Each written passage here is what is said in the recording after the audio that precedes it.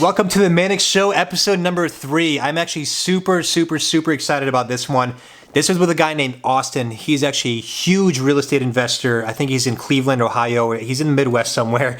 But he does over $800,000 plus a year profit. He's insane. So he flips anywhere between 60 to 80 homes a year. I know he does quite a bit of wholesales. He does a lot of rentals. He also does courses. I mean, this guy is an absolute beast. So he's absolutely somebody you guys want to learn from. Thank you guys so much for subscribing because it allows me to actually get people like this on my show. And I'm going to ask them all the hard questions. I'm going to try to see how much information we can get out of it as well. So us regular people can learn from them as well. But you guys need to just sit down, take notes, learn from somebody like this because he's a super high achiever. Learn his mindset, learn his principles, especially if you're just debating on getting into real estate. We go over all that as well. So if you're somebody that's kind of on the fence, like if you should do it or not, he's somebody that's going to kind of talk to us about as well as far as what you should do, what are the actual real expectations on how to get in, and what are some actual principles. And if you are more advanced, he kind of breaks down some more principles on how to actually manage the business itself. So enjoy, guys. Let me know what you guys think at the bottom as well. Comment down below. Like I said, grab a beer, go get a drink, just sit down and listen. And stuff like this, in my opinion, is always more beneficial than reading any book ever could. So enjoy.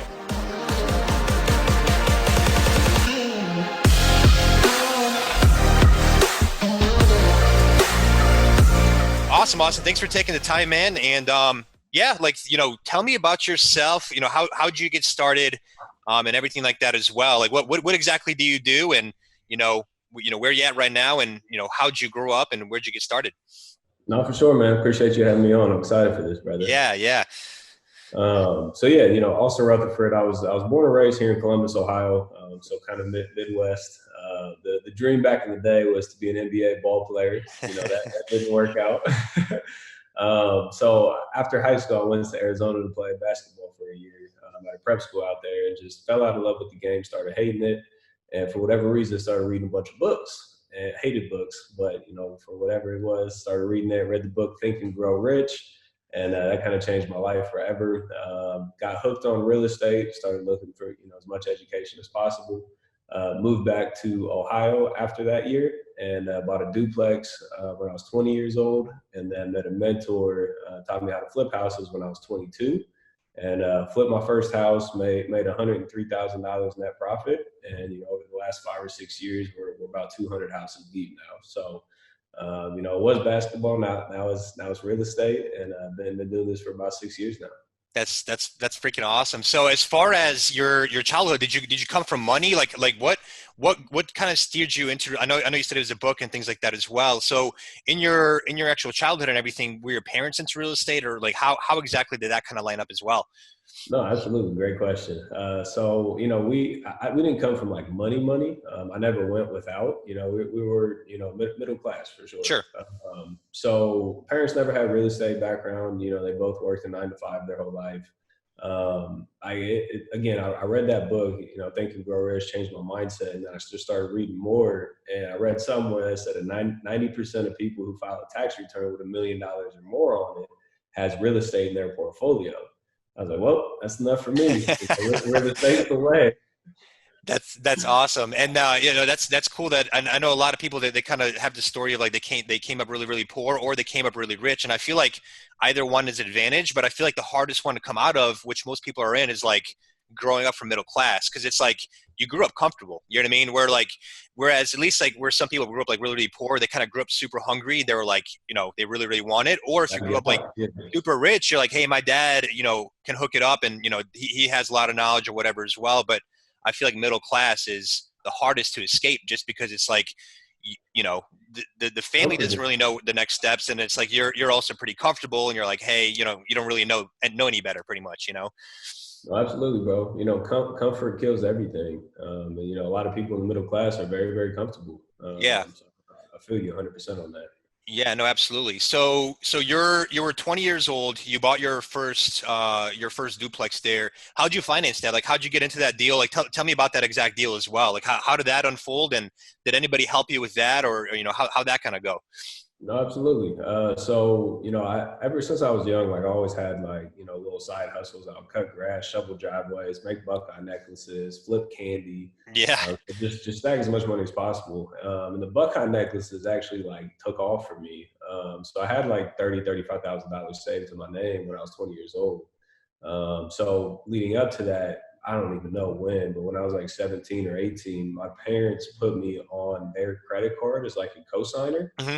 But like I never had a credit card. They just added me to it. So when I was of age, 20 years old, trying to apply for a mortgage, I actually had credit. I had really good credit and credit Awesome. background because they paid for it all the time. They didn't even know what they were doing at the time. They did it just in case I ever needed a credit card. But it was a blessing in disguise because it helped me out. So with that, I was able to buy the duplex. I just used traditional financing, so like a Fannie Freddie mortgage type of thing. Use my down payment on it, and then use that credit for to be able to qualify for the loan and everything. That's awesome. And yeah, that's what I tell a lot of people too, is like, either because they're younger. I'm sure you get a lot of DMs from like younger cats, and it's like, not a lot of them don't really know the next steps. I'm like, dude, just focus on your credit, man. Like, make sure you have that, because if you fuck that up, like, you're screwed. You know what I mean? Like, Mm. or it's going to take you a really long time to get it back, because it's like, you never know. I'm sure you could say is, one deal can change your life, because that snowballs into more deals, but if you're on hold now for 3 years because you got to fix your credit, I mean, that's going to put a hamper on things. No, 100%, bro.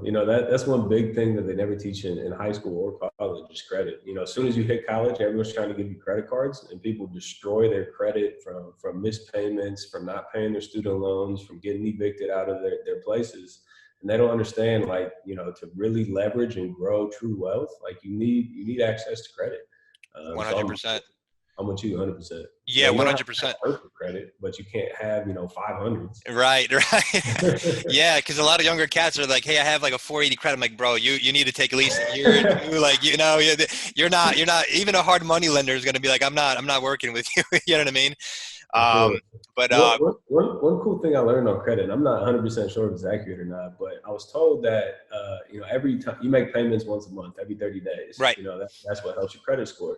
But they say they don't track it by the days; they track it by the amount of payments.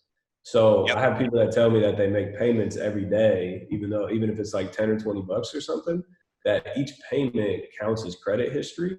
So you can build your credit a lot faster that way. I don't know if it's true or not, but I started doing it, so we'll see. yeah, no, 100%. And there's also an app too. It's called I think it's called Self. I'll link it in the bottom, but essentially they give you you literally just open a CD and you deposit Mhm. $30 a month into it, and Mhm. they count it as a payment.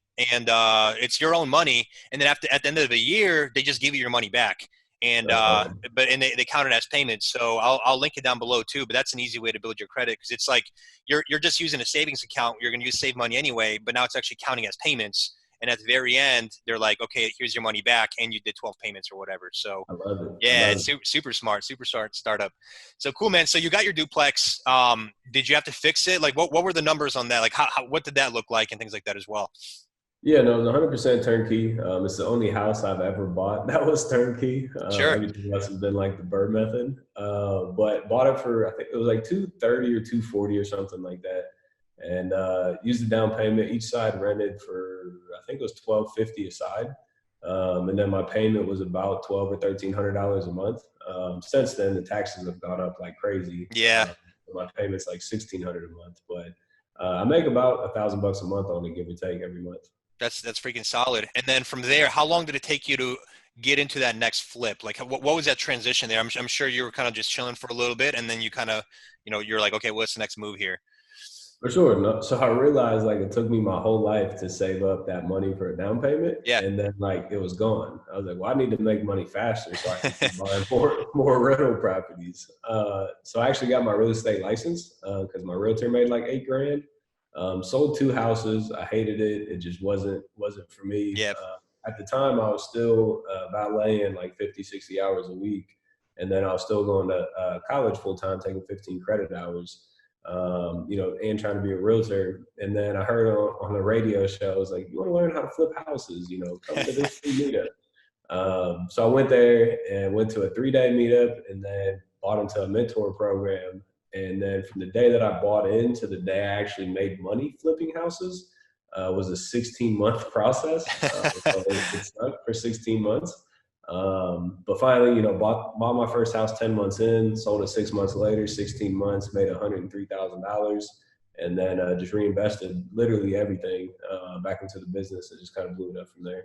Love it, love it. So, and then I'm sure it just started snowballing like crazy from there. So it was like a 2 to 3 year kind of build up type of period, or however Yeah, long it kind of took there. And then it's like I'm sure after that first one, you just started going to town, like kind of going for from there. sure. Is that like what was the next year after that? Like how fast did it snowball? Yeah, it didn't go like crazy fast. It was like one flip that year, and then the next year we did like seven, and then next year we did like 17, and then it just blew up from there. So I That's mean, yeah, we'll do like 70 to 80 deals this year. So I mean, it's moving for sure. that's awesome. So 70 to 80. So for everybody looking to get into their first deal, what would you suggest as far as like, getting a hard money? Like how would they actually find the money? Like what are some good sources to learn? Like what would you suggest as well? Absolutely. So, like, I'm huge on private money. I've raised probably $18 million to fund all of our deals over the last 6 years. And my first deal, so I bought it when I was 21 years old. It was a $74,000 purchase and a $170,000 rehab. So massive rehab, 600 square Yeah. foot addition. New 2-car garage, everything inside and out. And I was 21 years old, no business, no real estate, no construction experience at all, and I actually ended up raising $240,000 from a private money lender to fund the entire deal at 2 points and 12%, which is like tremendous rates at being the first deal I ever did. So everyone says like if you're new, you can't find private money lenders.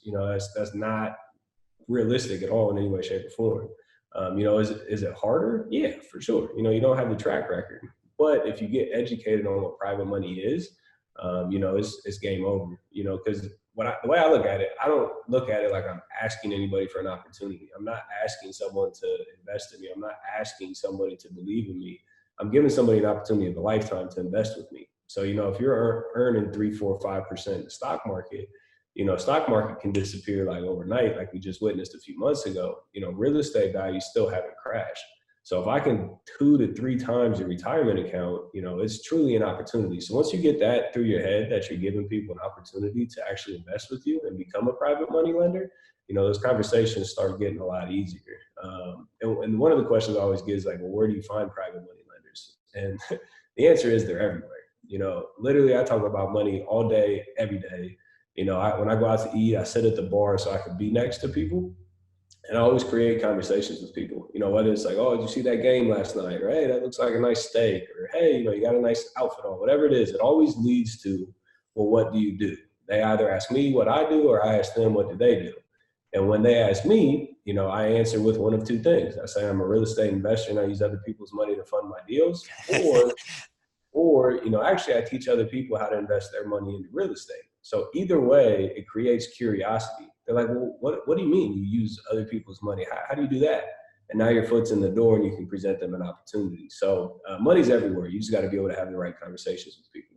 100%, 100%. And yeah, I was looking at the stats I don't have the stats exactly in front of me, like how many millionaires are actually out there and how many people make a million a year. But it was a bonkers number, man. It was like 15 times the amount of people that climb Mount Everest actually make a million a year. So like, it's insane. And no, and you'd be surprised. A lot of people, when I got that mindset shift in my head too, I was pretty surprised on how receptive people were to actually lend money, because at the end of the day, it's like, if you don't make your payment and if you don't perform on time or whatever the case may be, their worst case scenario is like, I have a pretty damn good property anyway. They can just take the property. So They make more money. exactly. So it's like, it's a win-win for them. It's like, I either collect my interest or I have a really good flip that I get to keep anyway. So there's nothing in stocks where you're guaranteed something. In stocks, it's like, if that company goes out, you're down to zero. Whereas at least real estate investing, it's like, I have something, I have that house. So 100%. It's a hard asset. You can literally go drive by. Like it's not just disappearing anytime soon. right. So it's much more secure for sure, as far as that goes. And for a lot of young, especially the newer cats, I mean, you guys could easily go out there and get a hard money loan. If you get a good enough deal, there's not too many people that would say no if you're buying it deep enough. Like if you Yep. buy something 50, 60 ARV, and I mean, if all in is 50, 60 ARV, there's not a lender in the world that would deny you. You know what I mean? Like if you get 100%. a really, really good 100%. deal. So, That's what um, people always say, like, well, how do I get the money? Get a deal, and I promise you the money will be there. You right, know? right, right. 100%. If you get a good, if you get a deal good enough, you could post it on Facebook. You could do so many things, and people will get you that money, or you can just wholesale it and make money, whichever, you know. So 100%. 100%. so cool, man. So right there, as far as the raising money aspect. So what kind of challenges have you seen? I'm just kind of asking this selfishly because I've had issues with contractors and things like that too. You know, and especially with me, I've done some virtual flips and it's a fucking pain. These contractors, man, like I swear to God, you have to like beg them to show up to work, you know? So Yep. what, for the more experienced people that are watching this too, as far as like contractor management and things like that as well, what do you suggest on that end? Like, from a project management standpoint, like a little bit more advanced question, I guess. No, absolutely. Contractors, in my opinion, is the hardest part about this business. Finding the deals, finding the money, all that, is relatively simple once you get into the game. But contractors is the hardest part for Yep. sure, Yep. in my opinion. So what we do is we call it like the five critical documents. So anytime we hire a contractor, we get all these documents in place. So we have a full blown scope of work, including the material. So like we'll put in the SKU numbers from Lowe's for the tile or the toilet or the vanity or the rain shower head or whatever it is. Like we'll know exactly what we want. So when we get estimates, we get a full material and labor estimate. So we know exactly where our prices are going to be. So full scope of work detailed, number one. Number two is a draw schedule. So, it's not like, hey, I need $100 today, or hey, I need $5,000 on Friday. Like Right. we all know exactly when people are going to get paid. So hey, once you have demo and framing done, you get 5K. When you have electric and plumbing done, you get 10K. So everybody's on the same page as far as payments, so there's no confusion there. And then like a contractor's agreement, just an independent contractor's agreement, and then a lien release, number four. So anytime they get a payment, they release their right to lien the property. I'm sure you've had it, but contractors get upset about payments and they'll just lien your property, and then you got to have a lawsuit and everything. So get a lien release on every payment, not just the last one, and then a W-9 at the beginning of the job. Because once you pay them, you might not get that W-9. So get the W-9 before you actually pay them, so you can count that as a write-off at the end of the year. So if you have all those documents, that's what sets the expectations. That sets the expectation on the type of project that you want, the expectations, when the money's going to be paid. A lot of people were like, well, I don't know what material you want to use, so I can't bid it. Okay, great. Here's the SKU number from Lowe's, and here's the price. You know what I Right. mean? So that usually helps us out a lot, is having all those done on the front end of the job, and that eliminates a lot of the conversations in the future. Got it. Got it. And do you give them? I know my my buddy and mentor Ryan Pineda, what he does, he literally just gives them the scope of work. He's like, hey, this is how much I'm going to be paying for all the items, and his project manager already checked off all the items, so he literally gives them the scope of work. Do you do that, or do you have them give you the scope of work as far as like? And I'm sure you give them a general idea, but do you have them give you a bid, or do you give them the bid and you're like, this is how much I'm going to pay you? We haven't got to that point. So they probably have like they know they're paying $100 a door or $50 for a sheet of drywall. We don't Mhm. have it broken down that much. We have like an all-in budget, and Sure. then we just negotiate off of that. So we'll give Got it. them a scope, and then they'll give us a bid, and then we'll negotiate back and forth. Got it. Got it. And then how do you hold them accountable? Like, how do you make sure that they are actually showing up? Do you have somebody check in on the property once or twice a week, or what's the accountability like as well? Yeah, so the biggest thing is we're never ahead in payments. So like we don't give people, 30% to start the job or anything Sure. like that. So we always stay behind in payments. So people like need to finish the job to get paid. So normally they do the job, but as we all know, all contractors, they do whatever they want sometimes. So yeah, I have somebody on my team. I have a project manager that does, job updates multiple times a week, and ensures that stuff's actually getting done. And then if it's not, it's a phone call. And then if they don't show up again, then, we'll just bring the next person in to finish the job. So, it's, you can only control what you can't control. If a contractor's not going to show up, they're not going to show up. Right. But you want to have somebody in place kind of pushing the needle forward and following up with people to try and get them there. Right, right. No, absolutely. And then as far as finding them, I know a lot of people kind of wonder like where do you even find people as well. I'm sure you're always on the hunt for more because it's like deals, you know what I mean? You're just trying to find more and more because you can never have too many. So how do you find Absolutely. your contractors too? Is it like referrals? Do you just like stop by if you see a dumpster out in front of a house, you just like pull up and you're like, "Hey, here's my card," or what exactly do you do? Absolutely. I say all contractors are good until they're not. Yeah. So, at the beginning, I did a lot more like searching for contractors. Now we have like a really good like base, I guess, of contractors. But back at the beginning, like I would drive down streets anytime I saw people working or a dumpster in the front yard. I'd walk in and ask, who the boss is, get in contact with them. I go to Lowe's at like 6 a.m. People that are getting materials bright and early in the morning at 6 a.m. and not 11 a.m. They're just Yep. starting their day. I want the guys that are getting there bright and early. So I'll go there and try and talk with everybody at the contractor desk. I actually put out like we all know the "We Buy Houses" signs. Hmm. We'll put out like contractors needed signs or something Love like it. that. Love it. I love the hustle. Yeah, that's awesome. I never thought about that. So at Lowe's and Home Depot, so we'll get a bunch of calls off of that. And then a lot of success we've had is off of Facebook. Like there's always like a real estate Facebook group where Yep. people like sell deals in. There's a lot of contractors in there as well. So if you chime in and like, yo, I need this work done, a lot of contractors will come from that too. Got it. Got it. Awesome, man. So now we know how to find money. We know the contractor part. How do you find your deals? Like if somebody's starting out, so we'll do two parts. Like somebody brand new, how can they find deals? How many offers realistically would it take? And then somebody a little bit more advanced that's kind of trying to scale. So for the new person, what's the easiest way to kind of find deals? What do you suggest? Absolutely. Easiest way and cheapest way for us, and honestly, the best list, it's just not a big list, is driving for dollars. So, Hmm. if you took a neighborhood that's maybe a transitional or a regentrified area, just go in there and drive for dollars. Look for boarded up houses, drive every street, overgrown lawns, holes in the roof, boarded up windows, whatever it is.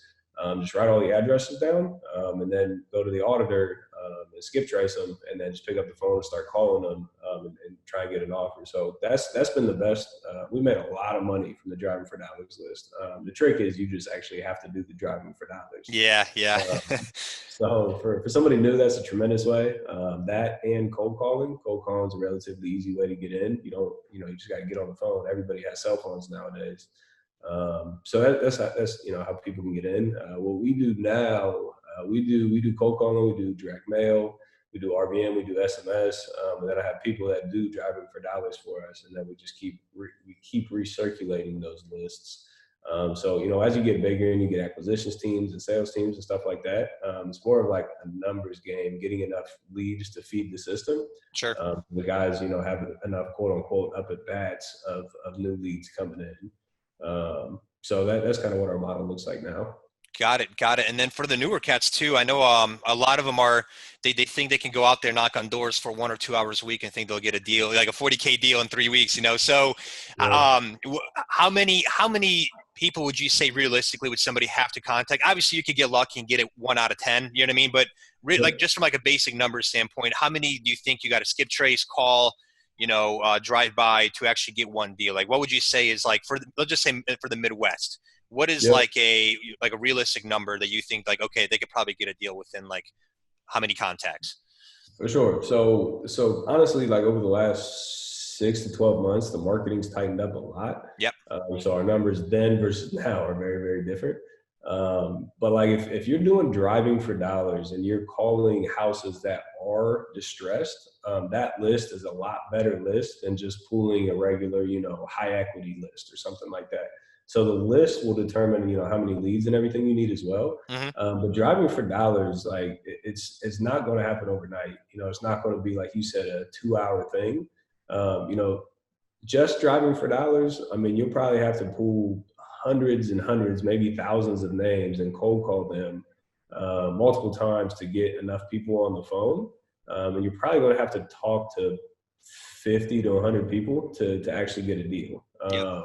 But the thing is, like, you call a list of 300 people, only 30 of them answer. You got to call the other 270 people again and Yep. again and again and again and again.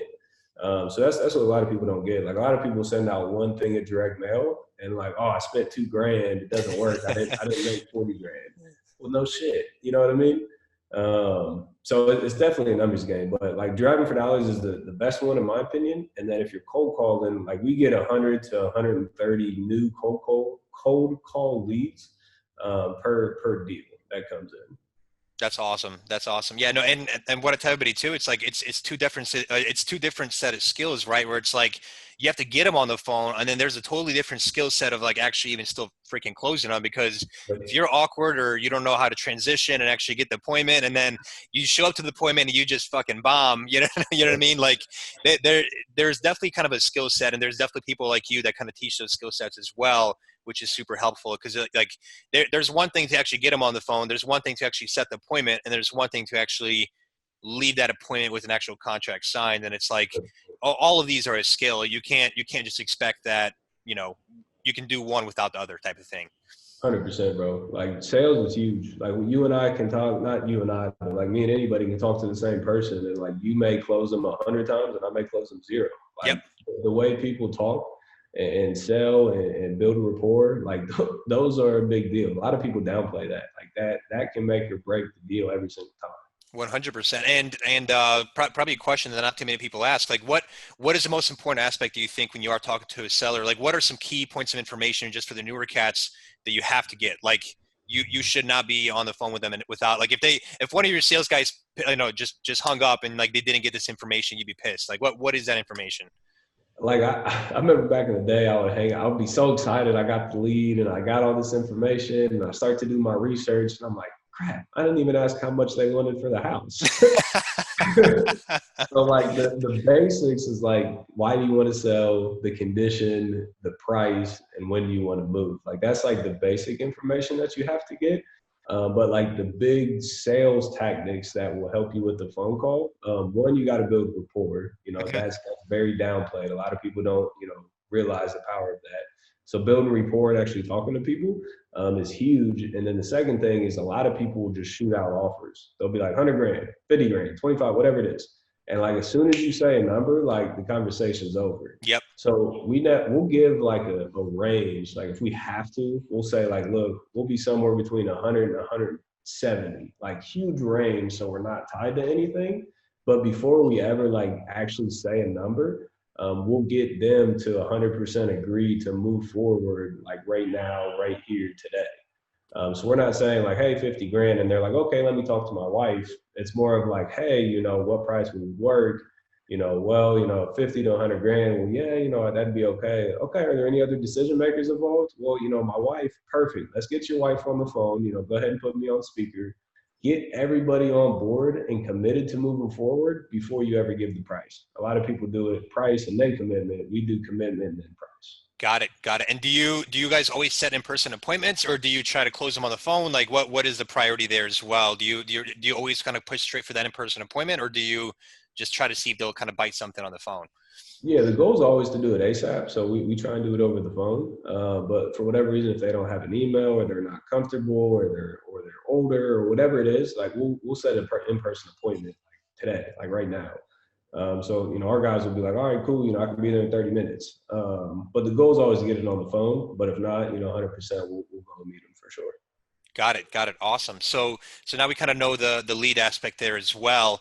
As far as everything else, like as far as the future of flipping and things like that as well, do you see, I know we're kind of bouncing off topic here, but do you see flipping as an industry or just kind of as a profession getting disrupted in any way as well? Do you see that happening at all? Yeah, I mean, there's a lot of talk of like the iBuyers coming in, like Zillow and stuff like that. Honestly, here in the Midwest, we haven't seen them yet. Sure. So like that's cool because we don't have to deal with it. There's always going to be investors. There's always going to be deals. There's always going to be all those things. Even like iBuyers are like hedge funds. Like there's hedge funds that buy hundreds of properties a month here in Columbus, and like there's still plenty of deals. You know what I mean? So I don't personally think an iBuyer can come in and get 100% market cap. Like that's a lot. You know what I mean? If that does ever happen, that's a long way away. Yeah. Yeah. Absolutely. But like, can they come in and get a percentage of it? 5, 10, 20, 30, 40%? Absolutely. So, that's why it's important to marketing. You're always going to have to be on your toes and market differently and build the right rapport to get those types of deals. So Do I see something? Yeah, for sure. Do I think it's world ending next year? No, not at all. I Yeah. think it's a little ways out. And Yeah. then as far as like just the market in general, up or down, crash or rise, whatever it is, like I mean, you already know there's opportunity in every market. You just got to change your model. 100%. I mean, even these iBuyers here in California, they have 5% market share, and that's, I mean, you're coming up to almost 1,000 deals, per year, with Yeah, 5% caps. So even if you're like, you hear these guys doing 50, 100, 150 deals a year, a lot of people don't realize how big the real estate market is. Like, there's still a yeah, small fish compared to these, to how big the industry is. You know what I mean? Like, you're yeah. still a small canoe boat versus a huge ship. You know what I mean? So that, I think that should give a lot of people comfort, where it's like you could be killing it, making all the money you possibly want, doing 50 deals. Maybe your goal is 10, 50, 100, whatever, but you're still going to be a small fish compared to, how big the industry actually is. So you don't need 100%. 100% market share. You just need not even one. You know what I mean? Like, a lot of This people are like, "Yo, I'm cool having 0.5% doing 100 deals a year." You know what I mean? So, For um, sure. I don't remember the exact. I pulled data, and it was like the amount of cash sales per year. If you were to do like 2 deals a month, again, I don't remember exactly, but it was like 2 deals a month on the entire cash sales. It was like 0.000048%. not even 0.5%. Yeah, it's So it's like it crazy. goes to what you said. Like there's plenty of opportunity out there. Yeah, no, it's such a massive, massive market for sure. And then as far as everything, man, like what are your goals here? I know you've been killing it. Like, I know you're scaling things like that. Are you going to go nationwide? Like, how big do you want to take this thing, as far as everything? Because you're still insanely young, compared to some cats. You'll meet some, 40, 50-year-olds that do have those big hedge funds and stuff like that. Is that something you aspire to? Like, what are your goals here? No, for sure. Great question. So, I mean, right now we do wholesaling, we do fix and flips, we do new construction, we do condo conversions, we do rental properties, smaller apartment buildings, smaller commercial buildings. So we do a little bit of everything now. And honestly, for me, like I don't necessarily want to take the real estate, flipping and wholesaling company to $100 million. Like that's a lot of moving Sure. pieces. So like for me, our big push right now is like I want to buy more rental properties. That's what our focus is. So singles, doubles, and apartment buildings. We're buying anything that makes sense cash flow wise. So that's the big push right now. And then I've been trying to create other streams of income as well outside of real estate. So other businesses, other partnerships, other joint ventures. Taking the money that I created from real estate and creating other passive streams with that. So right now for me, like I'm scaling the rental business, I'm scaling other businesses, and then we're still flipping and wholesaling. But I don't see that growing to 50 million or 100 million a year or anything like that. 100%. I know a lot of the legit kind of like the bigger entrepreneurs like yourself. They're like, man, there's so many moving pieces. They're like, you get to a point where with scale, it's like you're almost inefficient after a certain point where like you're going to start losing deals and things like that too. So that definitely makes sense, because it's like I'm sure after a certain deal count, it's like you start kind of going backwards almost, because it's just too much of a monster to run. Yeah. And there's a saying that says like what got you to where you are isn't going to get you to where you want to go. So Yep. like real estate's a tremendous tool. Like run it up, build a business, build a team, like make a lot of money. You can make multiple seven figures, flipping and wholesaling houses. But again, to take flipping and wholesaling to 100 million, like that's not the easiest thing in the world to do. Yeah. So, take that money, create a lot of revenue, and then, start investing that into businesses that you can scale to $100 million a year. Absolutely, 100%. And to kind of recap everything, the people that are trying to get into wholesaling, trying to get into everything, what do you think are like the best ways to learn? I know you offer some things as well, as far as just kind of learning and things like that too. Like, what would you suggest? Let's say we'll do two versions. We'll do like a free route, like what can somebody do for free, and then what can somebody do if they have some extra change on the side, you know, things like that as well. So Absolutely. YouTube University is a tremendous way to get started. Like the amount of information on Google and YouTube, like is insane. So, I know a lot of people that are extremely wealthy that learned off of YouTube. So, if you're brand new, no money, no nothing, go to YouTube. I got a YouTube channel. You got a YouTube channel. Like there's people giving out massive content for free on YouTube. So 100% go there. For me, I've always been the person to like replicate. Like I never wanted to recreate the wheel. Like Yep. somebody else, I'm a big believer. Like if we all cut each other, we all bleed red. So like if you can build a real estate business, like why can't I? You know what I mean? So I was always the person to go out and seek mentors that are doing what I want to do to then level up from there. So I've always been one that paid for mentorship, just because I wanted to beat the system. I wanted to beat the learning curve.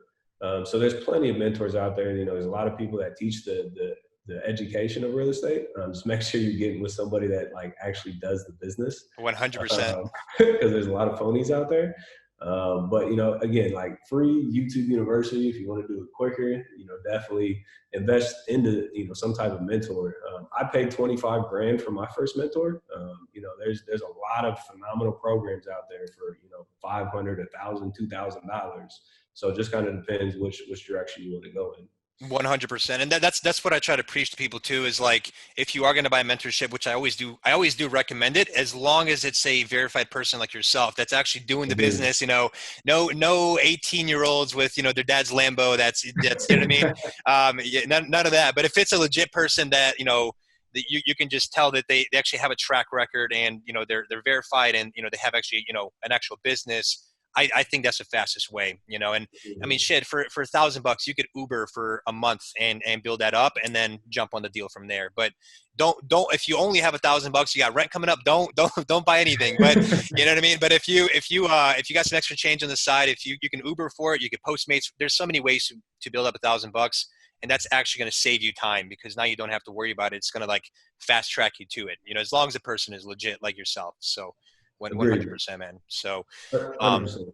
A lot of people, like you said, say, well, I don't have time, or I don't have the money. Like, we all have time, we all have money. Yep. We can create money. You know, you make time for the things that you want to make time for. So if you want to go out and buy $1,000 course, like you said, go fucking Uber. Don't go out and party every weekend. Uber for a month. Skip, you know, 8 nights of partying.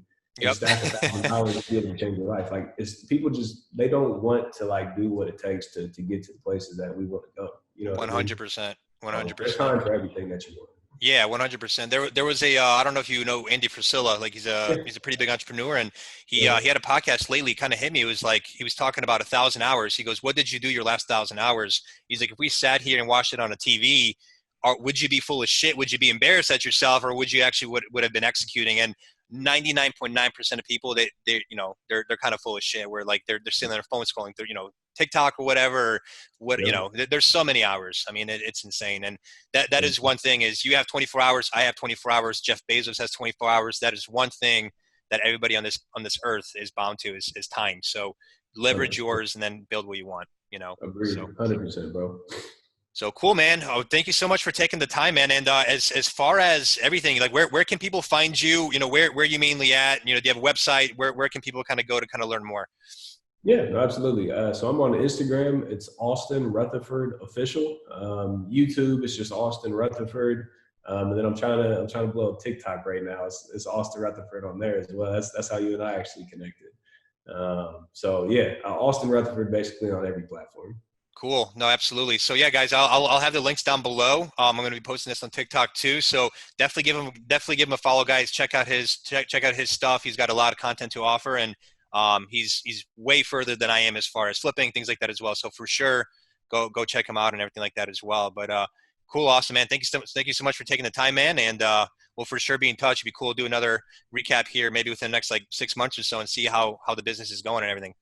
Absolutely. No, I appreciate you having me on. I'm always curious to hear this too. If you were to say one piece of entrepreneurial advice that you've ever heard, like, what was that one thing that's like always, you know, ingrained into your head deep down? I'm always curious to see what people's answers are on this. One advice that has been ingrained in my head, I would say there was one quote that kind of hit me out. I don't even know who said it, but it was, when you're debating on making the right or wrong decision, you're never going to know the alternative, as far as everything. Like that one right decision you think you could have made. Like, let's say that one right decision is the thing that actually got you killed 6 months later. Or as dark as that sounds, you know what I mean? Like, hey, you took that new job because you were so excited to get it, but then you end up crossing the road that one day, and you end up dying or whatever. You know, I think it was Gary Vee. So it was like, you'll never know if you made the right decision, no matter what decision you make ever. So it's just like, pick one thing, move, and don't think about the alternative, because you truly don't know. So that was one thing for me. How about you? I'm kind of curious now. No, I love that. Indecision is a killer. So that's a great quote, what you said. The biggest thing for me is like just time, like being conscious of your time and knowing like if you're not spending it wisely, like somebody out there is trying to take your spot. There's somebody working as hard as you did work if you slow down to take your position now. So, for me, it's always just being conscious of my time, how I spend it, who I spend it with. And staying productive as much as possible. Busy and productive are two very different things. 100%, 100%. When somebody says, "Oh, I've been so busy," I'm like, "You're just ineffective." Because the high achievers, they don't say, "Oh, I've been so busy." No, they just talk about results. They don't talk about how busy they are. You know what I mean? So, 100%, 100%, man. So cool, man. Cool. I appreciate you having me on here, brother. Yeah, man. Yeah, absolutely. Thanks for hopping on, and we'll for sure be in touch. Like I said, guys, I'll have all this information down below, and stay tuned for the next one, guys. I hope you guys enjoyed. If you actually did make it to the very end, I want you to comment down below, because I don't think too many people, I think people are too impatient to make it to the end of these videos. So people just aren't really that motivated to learn. So if you did make it to the end, comment down below. I'm actually curious to see who actually made it to the very end here, and I might even have something special for you guys one day as well. So comment down below. Thank you guys again for watching. Enjoy, and I'll see you in the next one. Get back to work.